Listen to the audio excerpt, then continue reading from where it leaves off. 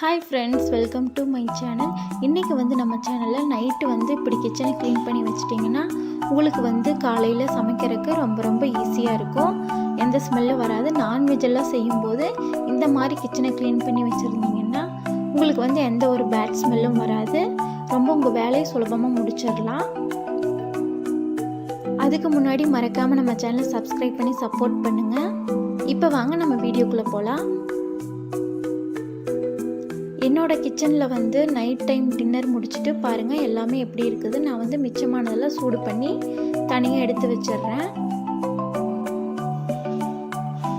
பாருங்கள் எல்லாமே அப்படியே போட்டபடி கிடக்குது. இதை ஈஸியாக க்ளீன் பண்ணி வச்சிட்டோம்னா நமக்கு காலையில் எழுந்திரிச்சு ஈஸியாக சமைக்கிறதுக்கு ரொம்பவே சுலபமாக இருக்கும். ஒரு சிலர் இதை காலையில் பார்த்துக்கலாம் அப்படின்லாம் விட்டுருவாங்க. காலையில் செய்கிறது நம்ம எந்திரிச்சதையுமே நமக்கு சமைக்கிறத விட இதை பார்த்தாலே நமக்கு டென்ஷன் ஆகும். நம்ம நைட்டே க்ளீன் பண்ணி வச்சிட்டோம்னா நமக்கு வேலைகள் சுலபமாக முடிஞ்சிடும். அப்படி இல்லைன்னா நம்ம இதெல்லாம் சுத்தம் பண்ணிவிட்டு நமக்கு சமைக்கும்போது வேலைகள் ரொம்ப அதிகமாகிரும். சமைக்கிறது இந்த மாதிரி கழுவுறதெல்லாம் ரொம்ப நம்ம வேலை வாங்கிடும். அதனால் நைட்டே செஞ்சு வச்சுருங்க. இந்த மாதிரி சிக்கன் பீஸு இதெல்லாம் வேஸ்டேஜ் எல்லாம் இந்த மாதிரி தனியாக போட்டு வச்சு நம்ம கவரில் போட்டு தூக்கி போட்டுடலாம். பாருங்கள் எனக்கு சிங்க்கு ஃபுல்லாக பாத்திரம் சேர்ந்துருச்சு. இதுக்கு நான் சோப் போட்டு யூஸ் பண்ண மாட்டேன். நான் நான்வெஜ் செஞ்சேன்னா இதுக்கு நான் விம் ஜெல் போட்டு யூஸ் பண்ணுறேன். மத்தியானம் செஞ்ச குக்கர் பாருங்கள் நல்லா அந்த விசிலெல்லாம் வெளியே நல்லா எல்லாம் பிடிச்சிருக்குது. அதை ஃபஸ்ட்டு தண்ணி ஊற்றி நல்லா ஊற வச்சுக்கலாம். அதை லாஸ்ட்டாக கழுவிக்கலாம். இப்போ இந்த கவரெல்லாம் தூக்கி நான் டஸ்ட்பினில் போட்டுறேன். இதுக்கப்புறம் நான் விம் ஜெல் சோப் யூஸ் பண்ணல. இன்றைக்கி விம் ஜெல் தான் யூஸ் பண்ணுறேன் நான்வெஜ் செஞ்சதப்போ. அப்போ தான் அந்த பேட் ஸ்மெல்லாம் போகும். சோப்பை விட இது நல்லாயிருக்கும். இந்த மாதிரி பேக்கில் வாங்கிக்கோங்க. பாட்டிலில் வாங்குறத விட இந்த மாதிரி பேக்கில் வாங்குறது ரொம்ப நல்லாயிருக்கும். இதே மாதிரி ஒரு 2-3 ட்ராப் விட்டு ஒரு பவுலில் போட்டு தண்ணி ஊற்றி கலக்கி நல்லா தேய்ச்சி எடுத்துட்டிங்கன்னா எந்த ஸ்மெல்லும் வராது. இந்த மாதிரி நான் எல்லா பாத்திரங்களையும் தேய்ச்சி எடுத்துக்க போகிறேன். உங்களுக்கு சுலபமாக வேலை முடிஞ்சிடும் இந்த மாதிரி பண்ணிங்கன்னா.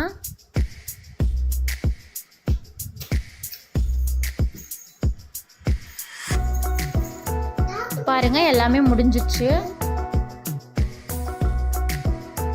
இப்போ எல்லா பாத்திரத்தையும் நான் கழுவி வச்சுட்டேன்.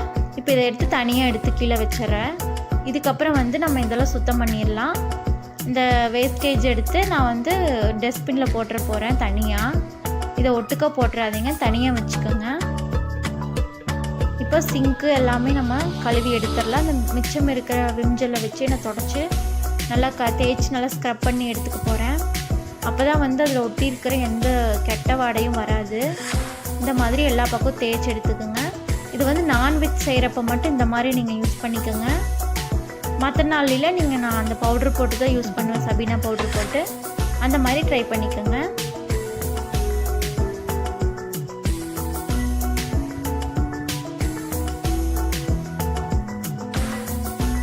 இப்போ எல்லாமே தேய்ச்சி எடுத்தாச்சு. இதுக்கப்புறம் நம்ம அடுப்பை சுத்தம் பண்ணி எடுத்துக்கலாம். அடுப்பை அடிக்கடி சுத்தம் பண்ணுறதுனால அதில் எந்த கரையும் இருக்காது, ஆயில் மட்டும்தான் இருக்கும். அதனால அந்த மேலே இருக்க ஸ்டாண்டு பர்னர் எல்லாமே தனியாக எடுத்து வச்சுட்டு இந்த மாதிரி அந்த மீதி இருக்கிற விம் ஜெல்லை மேலே நல்லா தொளிச்சு விட்டுட்டு நீங்கள் இந்த ஸ்பாஞ்ச் வச்சு தொடச்சி எடுத்துக்கோங்க. ஒரு ஸ்க்ரப் பண்ணிவிட்டு ஸ்பாஞ்ச் வச்சு தொடச்சி எடுத்துக்கோங்க.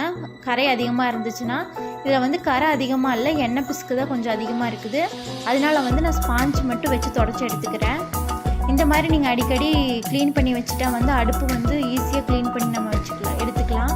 டைமும் அதிகமாக ஆகாது. நீங்கள் சுத்தம் பண்ணிவிட்டு ரெஸ்ட் எடுக்கலாம்.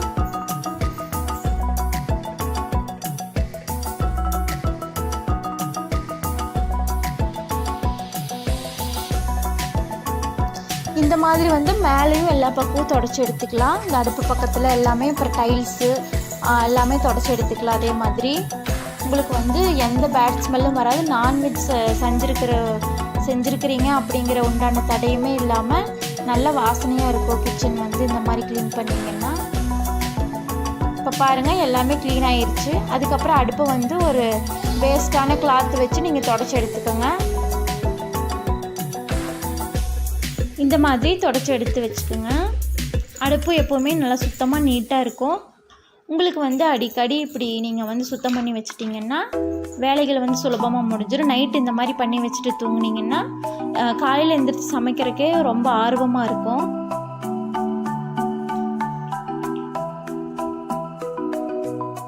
இதுக்கப்புறம் வந்து நைட்டெலாம் வந்து நான்வெஜ் சாப்பிட்டு தூங்கும் போகும்போது கொஞ்சமாக சுடு தண்ணி வச்சு நல்லா வெது வெதுப்பாக குடிச்சிட்டு தூங்குனீங்கன்னா கொஞ்சம் நல்லா தூக்கம் வரும், உங்கள் ஜீரணம் ஆயிரும். இந்த மாதிரி வீடியோ பார்க்குற உங்களுக்கு யாருக்காவது இந்த டிப்ஸ் யூஸ்ஃபுல்லாக இருக்கும். இப்போ பாருங்கள் சிங்க்கு எல்லாமே நீட்டாகிருச்சு. பாருங்கள் இப்போ எல்லாமே நீட்டாகிருச்சு. இந்த மாதிரி வந்து நைட்டு வந்து நீங்கள் க்ளீன் பண்ணி வச்சுட்டு தூங்குனீங்கன்னா ரொம்பவே உங்களுக்கு வேலைகள் வந்து ஈஸியாக முடிஞ்சிரும். இந்த மாதிரி நீங்களும் ட்ரை பண்ணி பாருங்கள். இந்த வீடியோ உங்களுக்கு வந்து யூஸ்ஃபுல்லாக இருக்கும்னு நினைக்கிறேன்.